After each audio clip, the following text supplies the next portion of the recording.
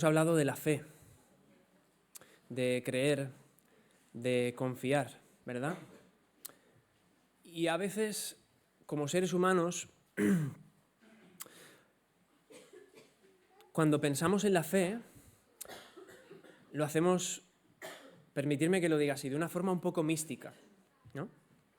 Pensamos en la fe como algo trascendental, algo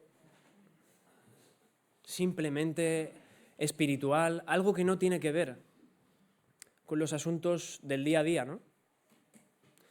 Algo que no puede tener relación con cuánto me está costando llegar este mes a final de mes. Algo que no tiene relación con cuánto me está haciendo sufrir esta enfermedad o la enfermedad de este familiar. Algo que no tiene que ver con las guerras, ¿no? Con los titanes de la geopolítica luchando. A veces la inercia en el ser humano es apartar la fe de todas estas realidades y situarla en un plano un poco más elevado, ¿no? Pero esto no es así. Esto es lo que hace la religión, por eso al final se generan cargas. Necesitamos mensajes relevantes que respondan y que lo hagan en medio de nuestras circunstancias, de las situaciones en las que estamos. La fe tiene que ver con la situación en la que estás. La fe tiene que ver con las circunstancias en las que te encuentras. La fe en Cristo es una fe con las manos manchadas de barro por lavar pies. Es una fe manchada de sangre por la entrega de la vida. Es una fe que se implica en la situación del ser humano. Cuando decimos que Dios se ha acercado, debemos tener esto en mente. Y precisamente la porción de la Biblia que vamos a leer en esta mañana tiene que ver mucho con esto. Tiene que ver con una situación, con una crisis, ¿no? ¿Estamos acostumbrados a las crisis, sí o no? No paramos, ¿no? Desde el 2008 hasta ahora parece que haya sido toda una escalada de crisis. Como digo, la porción de la Biblia que vamos a leer en esta mañana tiene que ver mucho con esta situación, circunstancia de crisis. Porque, como decía, la fe tiene que dar respuesta en esas situaciones.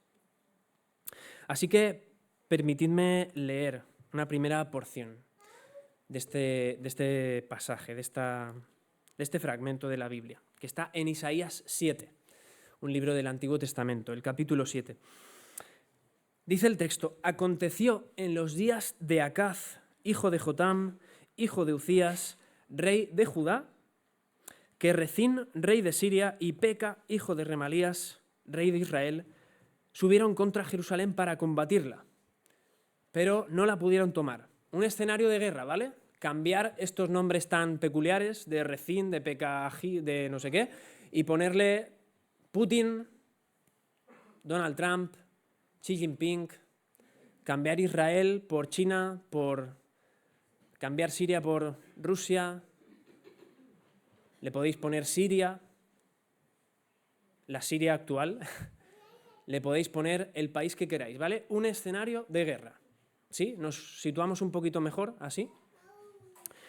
Dice: y vino la nueva a la casa de David diciendo: Siria se ha confederado con Efraín, y se le estremeció el corazón y el corazón de su pueblo como se estremecen los árboles del monte a causa del viento.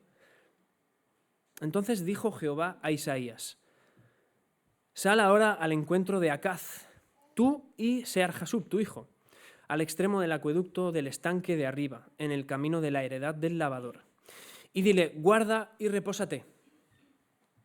No temas ni se turbe tu corazón a causa de estos dos cabos de tizón que humean por el ardor de la ira de Rezín y de Siria y del hijo de Remalías. Ha acordado maligno consejo contra ti el sirio, con Efraín y con el hijo de Remalías, diciendo: vamos contra Judá y aterroricémosla y repartámosla entre nosotros y pongamos en medio de ella por hijo al rey de Tabeel, por rey al hijo de Tabeel, perdón. Por tanto, Jehová el Señor dice así: no subsistirá ni será. Estamos en un escenario de crisis, estamos en un escenario de guerra. ¿Sí? Como os decía, cambiar los nombres por el que os dé más rabia o por el que os guste más. Es un contexto de guerra. Dos países se alían para intentar hacer la guerra a otro. Quizá la guerra no se hace con aranceles en ese contexto, no se hace con impuestos, pero se hace con armas, se hace conquistando la capital, ¿no? Jerusalén. Así es como se hacía la guerra antes. Subimos, conquistamos la capital y hemos tomado el país. ¿Esto qué es? ¿Qué es una guerra? Es una circunstancia de crisis, ¿verdad? Podemos suponer, podemos entender toda la consecuencia de este escenario para los habitantes de Jerusalén. Al salir allí a la muralla y ver a todos los soldados del ejército contrario, todas las maquinarias para conquistar la ciudad, una situación de crisis. ¿Por qué? ¿Qué sentido tiene recoger una situación de crisis en la Biblia? ¿Por qué ser tan descriptivo con las situaciones de crisis? Lo que os decía, la fe tiene lugar en estas circunstancias. La fe tiene lugar también en la habitación de mi casa cuando estoy solo. Pero la fe tiene lugar en situaciones de crisis. La fe es una fe que se implica en las situaciones de la humanidad, del ser humano. Y los seres humanos, esto me lo habréis escuchado decir y me lo escucharéis decir muy a menudo, porque lo creo vehementemente. Los seres humanos somos complejos, somos difíciles, ¿verdad? Cada uno hijo de su padre y de su madre. Los seres humanos provocamos crisis. La crisis no es que digas, uy, mira, que he levantado aquí una piedra y me ha salido una guerra. No, no. Mirad lo que dice el versículo 5. Ha acordado maligno consejo contra ti. Ha tenido malas intenciones hacia ti. Ha tenido el deseo de hacerte daño. De llevar a cabo su propia voluntad, ¿no? En este caso, conquistar una ciudad. Con todos los muertos, con toda la hambruna, con toda la situación que esto podía generar. Los seres humanos provocamos crisis. ¿Qué pasa con la fe? ¿Qué pasa con este llamado que nos hace la Biblia constantemente a creer y a confiar en Dios? Lo hemos visto, ¿verdad? La Biblia empieza al principio hablando de que a una persona, Abraham en este caso, creyó y le fue contado por justicia, ¿no? Vemos ahí la fe al principio, bien al principio de la Biblia. Y al final, ¿qué se nos dice? Es necesario que el que se acerque a Dios crea en Él. ¿Veis el círculo? La Biblia empieza hablando de que nuestro lenguaje con Dios es la fe y acaba hablando también de que ese mismo lenguaje siempre va a ser la fe. Así que, si a nosotros se nos da esta responsabilidad de la fe, del creer, del confiar, debemos entender que esto ocurre en la situación en la que estamos. En la situación en la que estás tú. A todos nos queda un poco lejos, ¿no? Un escenario de guerra. Creo que aquí nadie ha vivido una guerra directamente, como era este caso. Si me equivoco, luego me lo decís. Algunos sí que habéis hecho la mili, ¿no? Os habéis vestido de uniforme, habéis sujetado ahí el fusil.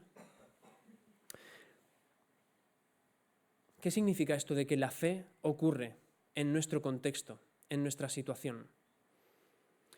Significa que Dios está interesado en tu situación, sea cual sea. Dios no es ajeno a tus circunstancias. ¿Qué es lo que estás viviendo? Estás viviendo dolor por una relación de amistad familiar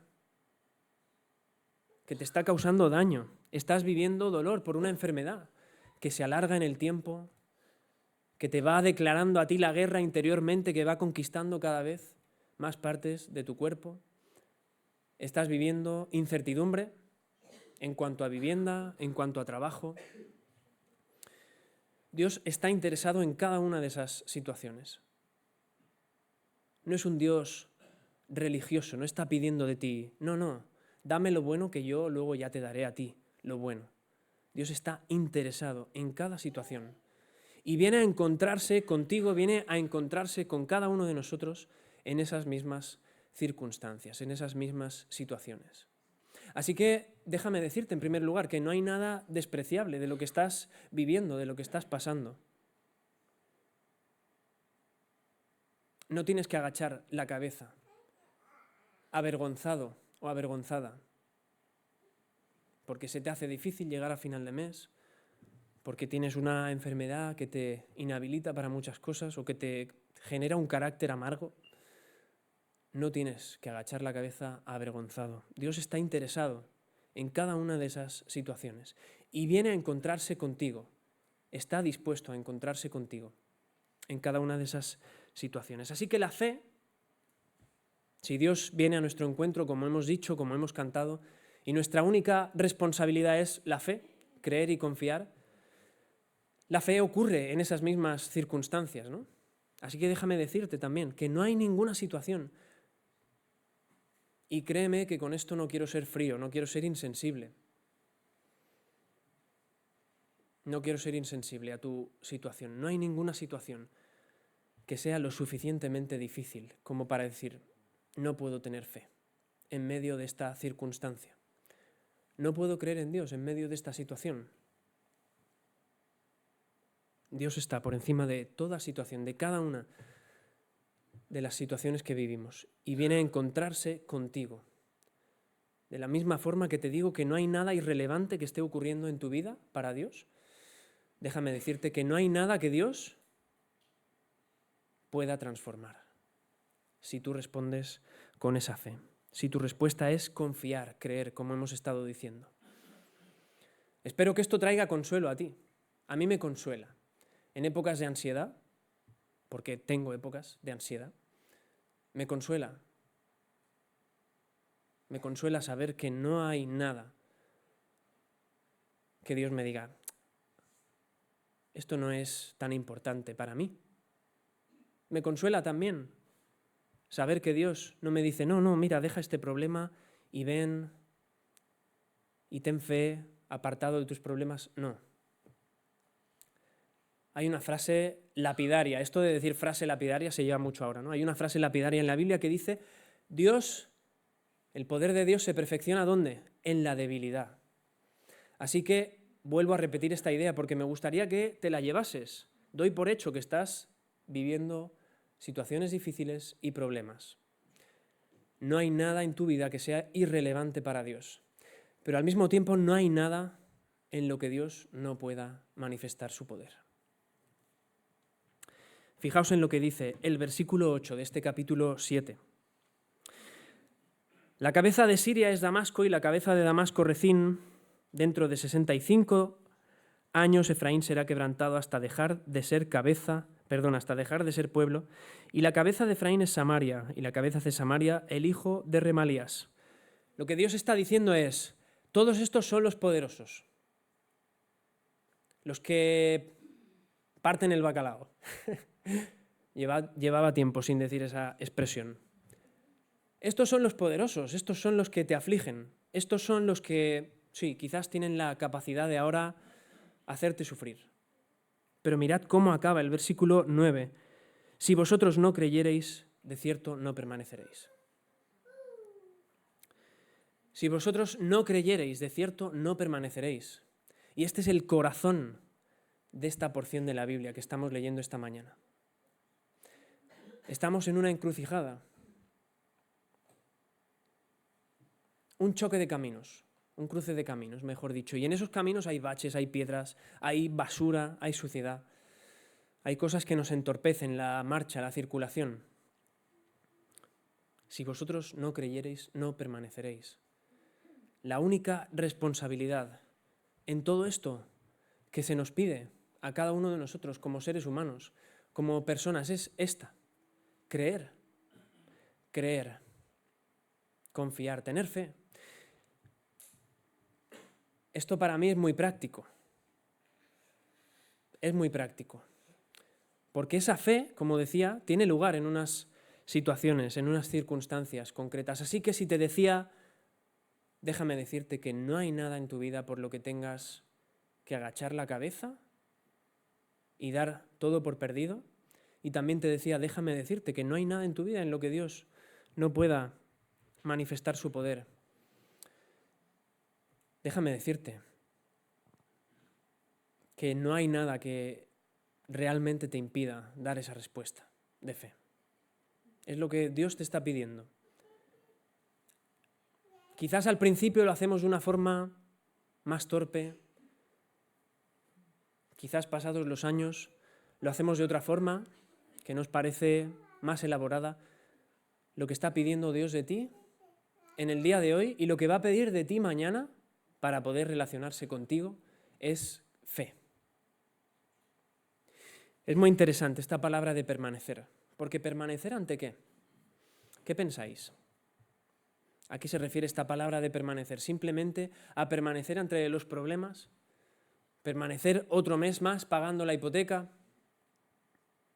hasta cumplir los 30 años de compromiso con el banco? ¿Permanecer ante qué? Ante ese problema que tengo con una compañera o con un compañero en el trabajo que me está haciendo la vida imposible. ¿Permanecer en qué?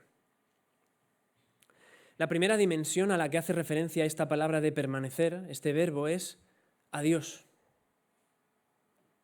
Solamente hay una forma de permanecer ante un Dios que sí, es amor, te ama en tu situación y en tus circunstancias, pero un Dios que es santo, que es justo, que no puede tolerar aquello que es pecado. Un Dios que no puede tolerar todas esas cosas que nos hacen agachar la cabeza avergonzados, todos esos fallos que acumulamos en nuestra vida. Solamente hay una forma de permanecer delante de este Dios, y es teniendo fe, creyendo. Esta es la primera dimensión del mensaje que Isaías le estaba transmitiendo a su pueblo, a su comunidad, a su ciudad. Si no tenéis fe, no permaneceréis. Pero no delante de los sirios, no delante de los del norte, no delante de la deuda que tengo, no delante de ese jefe que me hace la vida imposible, sino delante de Dios. El único que tiene capacidad para juzgar es Él. Si no tenemos fe, no permaneceremos delante de Dios. Y como consecuencia de ese permanecer delante de Dios, podemos decir también, si no estamos en Dios, lo más probable es que las circunstancias nos acaben sobrepasando. Lo más probable es que las circunstancias sean como ese tsunami que cae sobre nosotros, que se nos lleva por delante, ante el que no hay nada que hacer. ¿Veis la relación que hay entre una cosa y la otra? Permanecemos en fe delante de Dios y solamente así vamos a permanecer en este mundo de circunstancias tan adversas, en este mundo de tantísimo sufrimiento, en este mundo de enfermedad, pero también de malas relaciones familiares, laborales, de amigos. Permanecemos en fe delante de Dios y solamente permaneciendo en fe delante de Dios es que vamos a permanecer en aquello que ahora mismo está en tu mente y te está diciendo, no puedes con esto, esto es superior. Permanecemos en fe delante de Dios y solamente entonces vamos a poder permanecer en esas situaciones y circunstancias tan adversas. Pero el texto no acaba ahí. Después de ese fragmento, Isaías sigue diciendo, el Señor sigue diciendo, habló también Jehová a Acaz, al rey. Dios ahora se dirige al rey de esa nación, diciendo, pide para ti señal de Jehová tu Dios, demandándola ya sea de abajo en lo profundo o de arriba en lo alto. Y respondió Acaz, no pediré señal y no tentaré a Jehová. Dijo entonces Isaías, oíd ahora, casa de David, ¿os es poco el ser molestos a los hombres, sino que también lo seáis a mi Dios?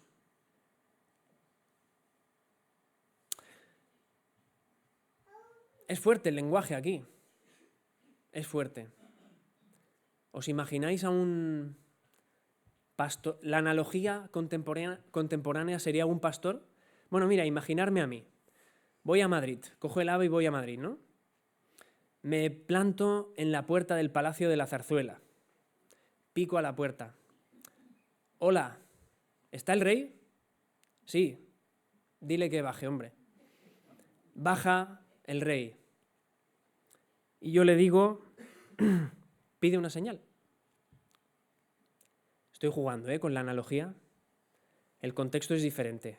Hoy no tiene sentido pedir esas señales porque tenemos todo lo que Dios nos quería decir en la Biblia. El rey dice que no y yo le digo que su actitud está siendo molesta para Dios. El lenguaje es muy fuerte. Es lo que está haciendo aquí Isaías. Le está diciendo al rey, eres molesto para Dios.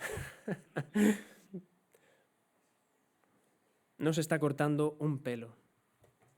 ¿Qué nos dice la actitud del rey ante la crisis, ante la circunstancia, ¿no? Isaías había dicho, no tendréis, si no tenéis fe, no permaneceréis. Y lo que Dios quiere transmitirle al rey, lo que Isaías también quiere transmitirle al rey de parte de Dios y a todo el pueblo, ya sabéis que el rey es representativo de toda la nación, es que confíen.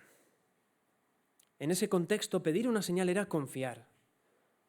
Era cumplir ese llamado a creer, a confiar en el Señor. Y esto es realmente aplicativo para nosotros, porque nos deja la siguiente pregunta. ¿Qué respondes tú a la provisión de Dios? En medio de todas las crisis, en medio de todas las circunstancias difíciles, Dios provee. Dios provee una respuesta. En nuestro contexto, ¿cuál ha sido esa provisión? Jesús. Para todo problema, para toda situación, la provisión que Dios nos ha dado es Jesús, la cruz, la resurrección. Así que todo esto nos traslada a la siguiente pregunta. ¿Qué respondemos? Pero me gustaría aplicártela directamente a ti, a cada uno de vosotros, a mí también. ¿Qué respondo a la provisión de Dios? ¿Te sabe a poco? Quiero ser honesto, completamente claro. ¿Te sabe a poco lo que Dios ha provisto para solucionar todo este entuerto? ¿Te parece menospreciable? Hay gente a la que le parece menospreciable. Si Dios es Dios, no puede haber nacido en un establo, no puede haber vivido como pobre, no puede haber subido a una cruz. ¿Cómo va a subir Dios a una cruz y se va a desangrar? ¿Pero esto qué es? Si Dios es Dios, tiene que venir aquí y a todo lo que es malo, a todas esas circunstancias difíciles, barrerlas en cuestión de un segundo. ¿Por qué sufrir? ¿Te parece a poco la provisión de Dios? ¿Qué respondemos ante lo que Dios ha provisto? Porque lo que Dios ha provisto es eso. Ha sido venir, nacer en un pesebre, pobre, refugiado porque tiene que irse a Egipto unos años y luego volver. Cargar con todas esas situaciones, la dificultad de la economía familiar. Ya jovencito se tiene que poner a trabajar, como hacían antes también muchos de nuestros padres. Ya jovencito tiene que asumir una responsabilidad que hoy en día a nuestros jóvenes no se la daríamos porque no les corresponde, entendemos. Jesús entiende perfectamente los tiempos y cada una de las situaciones que vivimos en nuestro contexto. Como decía, la delicadeza de la economía familiar, la oposición de personas que no te reconocen, que te insultan, que te desprecian, porque les parece a poco. Pero ¿cómo va a ser este, el Mesías, si conocemos a su madre y a sus hermanas? ¿Pero cómo va a ser este? ¿Qué respondemos ante la provisión de Dios? Y esta es la encrucijada de la fe. ¿Qué respondes tú ante la provisión de Dios? Joven, jóvenes, no tan jóvenes. Miro aquí a los no tan jóvenes, miro arriba a los más jóvenes. Es que me incluyo en el grupo, por eso tengo que decir no tan jóvenes. ¿Qué respondes tú a la provisión de Dios? ¿Te parece poca cosa? ¿Cobra sentido para tu vida? Piensa en esto. Mayores de la Iglesia, jubilados, ¿qué respondéis vosotros ante la provisión de Dios? ¿Os parece a poco? ¿Os sabe a poco en vuestra situación? Parece que ya hemos caminado todo lo que teníamos que caminar en la vida, ¿verdad? Cuando se llegan a los 60 o más. Creo que es 65, ¿no? La edad en la que se considera tercera edad. Lo siento por el dato, si a alguno le hace daño. ¿Qué respondéis, mayores? ¿Qué respondéis? ¿A qué os sabe la provisión de Dios? Esta pregunta es importante. Adultos y jóvenes adultos, en vida laboral, ¿qué respondes a la provisión de Dios? No eres joven, pero miras adelante y te quedan un montón de años todavía por cotizar, para jubilarte, de hipoteca. ¿Qué respondes? ¿Te sabe a poco la provisión de Dios? La decisión, la respuesta ante esta pregunta es vital. Es la única respuesta vital en la que se basa nuestra vida. ¿Qué respondes? El texto sigue diciendo, por tanto el Señor mismo os dará señal. ¿No la pedís vosotros? Pues no te preocupes que el Señor mismo te va a dar señal, ¿no? En este contexto. Nosotros ya tenemos la palabra. ¿Quieres saber qué es lo que tiene que decirte Dios en tu vida? Abre la Biblia, acércate a Dios. Acércate a Dios leyendo su palabra. Por tanto, el Señor mismo os dará señal. He aquí, la Virgen concebirá y dará a luz un hijo y llamará su nombre Emmanuel. Comerá mantequilla y miel hasta que sepa desechar lo malo y escoger lo bueno, porque antes que el niño sepa desechar lo malo y escoger lo bueno, la tierra de los reyes que tú temes será abandonada. Esto tiene una doble dimensión temporal. Esto suena un poco raro, ¿vale? Ahora, imaginaos que hay aquí una cápsula del tiempo, ¿no? ¿Alguno erais fan de Doctor Who? Alex, gracias. Seguro que alguien más, y os da un poco de reparo decir. Doctor Who, una serie de un hombre que viajaba en el tiempo, creo, ¿no? Este hombre tenía una cápsula. Imagínate que te metes en esa cápsula, ¿no? Y picas Isaías 7. Isaías 7, los versículos que acabo de leer, ¿no? Pues ahí te llevará al pasado, porque lo que estaba diciendo ahí Isaías tiene un cumplimiento inmediato en ese momento. ¿Y cuál es ese cumplimiento? Pues que esos dos reyes que estaban ahí intentando conquistar Jerusalén, llega otro imperio más grande y dice, fuera de aquí. Se los lleva por delante, ¿vale? Eso ya pasó. Ya no existen ni esos dos reyes, ni el imperio que los conquistó, ni siquiera el Israel que existía en ese momento es el mismo. ¿Sí? Hasta aquí vale. Volvemos de nuestra cápsula del tiempo, se abre.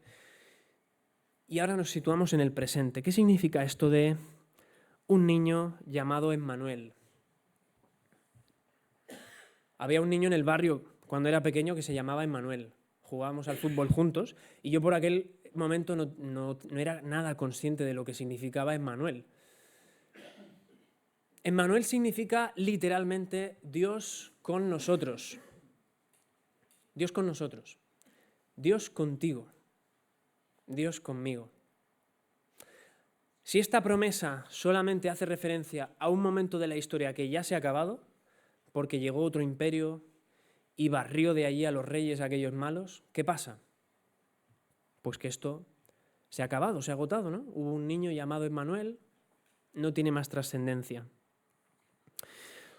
Pero luego más adelante en la Biblia vemos que viene uno, que nace uno. Nace de virgen y reclama para sí la totalidad de lo que implica este nombre. Creo que ya sabéis a quién me refiero, ¿no?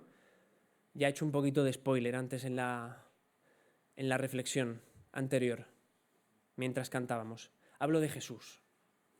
Jesús es este Emmanuel, es este Dios con nosotros, es este Dios contigo.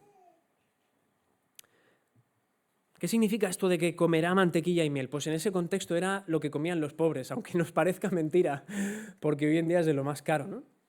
En ese contexto era el alimento más común de la clase pobre. Dios con nosotros.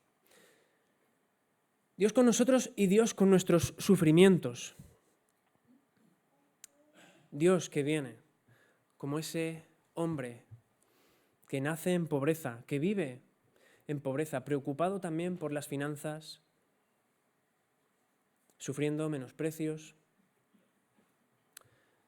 Dios se ha acercado tanto a nosotros como para que podamos llamarle por un nombre y podamos relacionarnos con Él llamándole por ese nombre. No hay ninguna situación tan compleja que este Jesús no haya vivido. No hay ninguna circunstancia tan difícil en tu vida que este Jesús no haya asumido sobre sus hombros.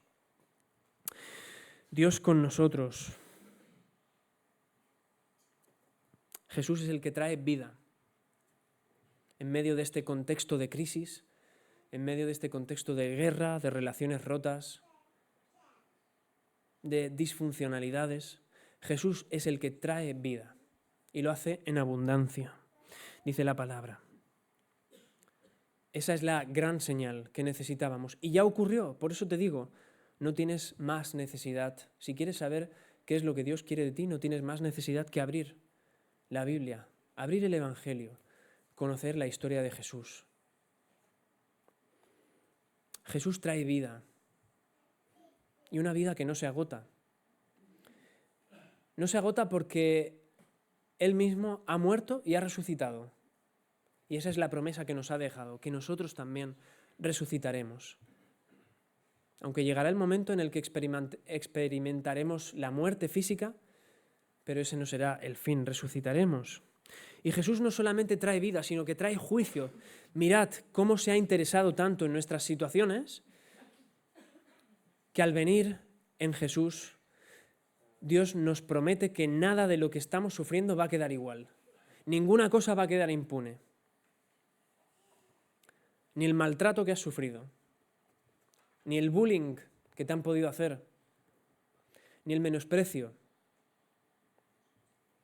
ni la soledad, ni la injusticia en cualquier tipo de característica en la que la hayas vivido. Dios va a juzgar todo eso. Y la garantía, la señal que tenemos es Jesús mismo. Aquel que va a la cruz y vaya por todas estas cosas. Aplicación, esto tiene que darte paz. Esto tiene que darnos paz. No hay nada que vivas que vaya a quedar impune. Hoy se habla mucho también, ¿no?, de impunidad, de injusticia. Nada va a quedar impune. Nada ha quedado ya impune en lo que ha hecho Jesús en la cruz. La señal que necesitábamos es Cristo mismo. Él es el que trae vida en abundancia y juicio. ¿Cuál es la diferencia? La fe. El eslabón de la cadenita que hay entre esas dos grandes patas, vida y juicio, es la fe. Es creer y confiar. Cuando confiamos en Cristo, recibimos esa vida. El juicio ya ha sido pagado por otro. Pero sin esa fe, sin esa confianza, rechazando esa única fuente de vida, somos arrojados al juicio. Vivimos lo que realmente teníamos que afrontar. Y os aseguro que no estamos preparados para afrontar eso. No hay ningún ser humano que tenga suficiente fuerza física, emocional, mental, para vivir ese juicio sin ser destruido. No hay ningún ser humano que tenga suficiente fuerza para vivir eternamente sin Dios, sin consumirse. Y eso es el juicio mismo. Conclusión. Hemos visto 3 cositas en base a este pasaje.